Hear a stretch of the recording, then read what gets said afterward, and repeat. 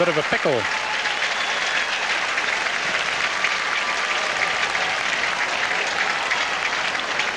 Dernière manche. Sometimes we forget that Martina Hingis is only 18 and everything that's happened in this match.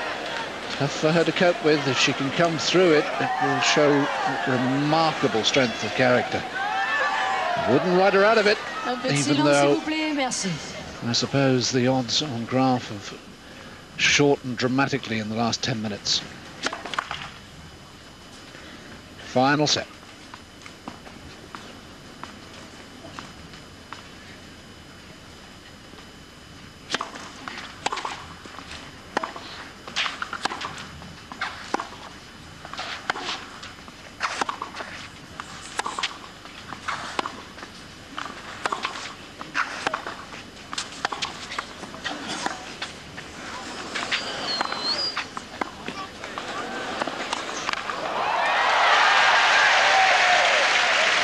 Well, I mentioned that she had just discovered an extra notch, an extra bit of feel on the backhand side, and that's demonstrated in this shot. It wasn't a particularly good one, but it gives you the impression that she feels she can do anything now with the backhand. And, of course, the lob perhaps illustrated that in the end.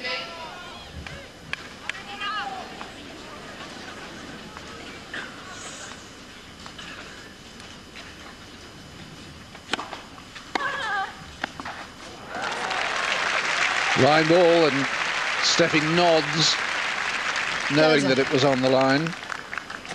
She played 132 games coming into this final, Graf. Hingis just 108. Three-setter against Sellis.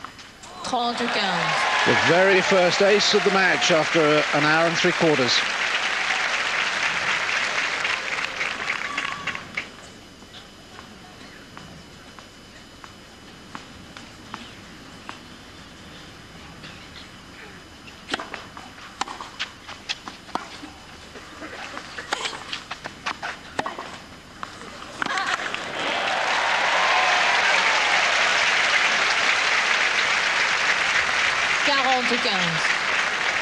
Oh, now she's chucking her racket down. Cool it, Martina. The last thing we want to see is her getting disqualified. And remember, one more offence and it's goodbye. Merci. A look around at her mother very appealingly.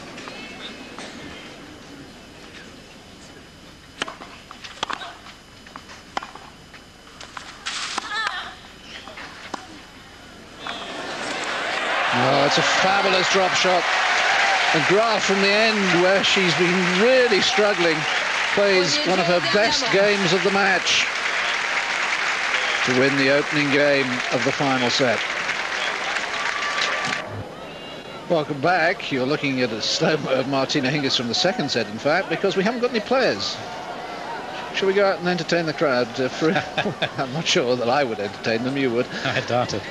But what happened is that Martina Hingis decided it was time to take a bathroom break, so Steffi Graf decided it was time to take a bathroom break. With the match fascinatingly poised now. It is a shame we've got this atmosphere, because I declare my hand. I mean, in my heart of hearts, I want Steffi Graf to win this match, because it would be fabulous for her. It's a person I've got to know a little bit over the years, and I've admired her tennis for years, but I equally admire this young lady, and who is going to be an even bigger star than she is now. Yes, I think it's just a shame. That's the Place de Musketeers there with the Davis Cup, incidentally, which has been on show. It's the centenary of the Davis Cup this year, so they've made a big thing of it here in Paris. But yes, I think it's all very well to show emotions, as the crowd should, and really respond to terrific rallies. But I think they're getting onto Hingis's back, and they're taking delight in it. Of course, it tends to be, sorry, young folk, but it tends to be the younger section of the crowd who are coordinating and conducting the affairs here. And I think it's unnecessary. It leaves, I think, a bit of a shadow over what is really a very sunny match. Hingis's outbursts apart. Second set statistics, so Graf getting away with a horrible serve percentage. And now for cycling fans, with this match going to a third set, and of course starting so late because of the rain, sorry you're not going to see the end of today's stage until the highlights program at 8 o'clock Central European time, 7 UK time. Of course, you've got a bonus of seeing some of the earlier Martin stages while we were waiting for the tennis, so hope you'll forgive us. And I hope you'll settle back and enjoy what should be a wonderful final set. It's been an enthralling match. And how good this must sound to Graf, because over the last couple of years she must have wondered whether she would ever again appear in a Grand Slam final. It's her first, remember, for 2 years and 9 months. And now you've got to say that she has a great chance of winning it. Yes, she's certainly got a huge edge at the moment. It's going to take a tremendous amount of resilience and dedication, ambition by Hingis to win this match now.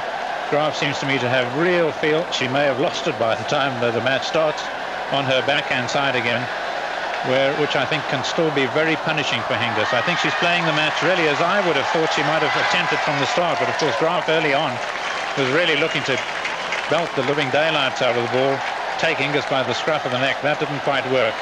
Now she's back to playing a much more traditional Graf game.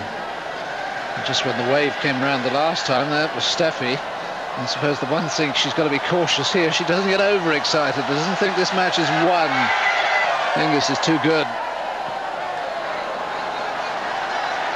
Well, I hope Hingis is coming back. Yes, so do I.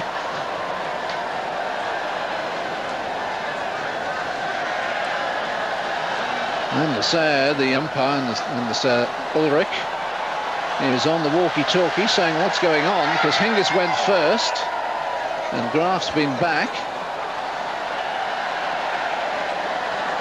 Graf's going to do a little bit of stretching.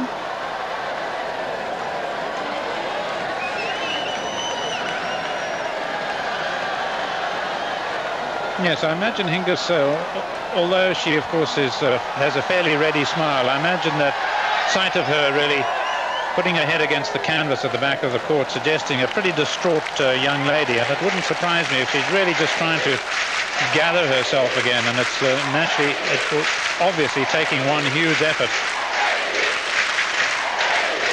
Steffi Graf has just had a quiet word with Anne Lasser, saying,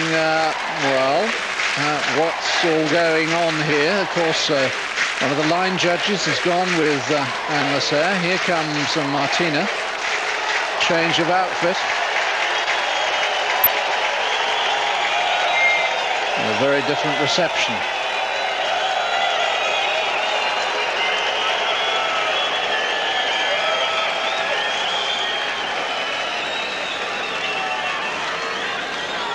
Reprise. So let's remind you of this situation. Love won, final set. And Martina now, umpire's called time. She's not showing any signs. She's got 20 seconds to get out there.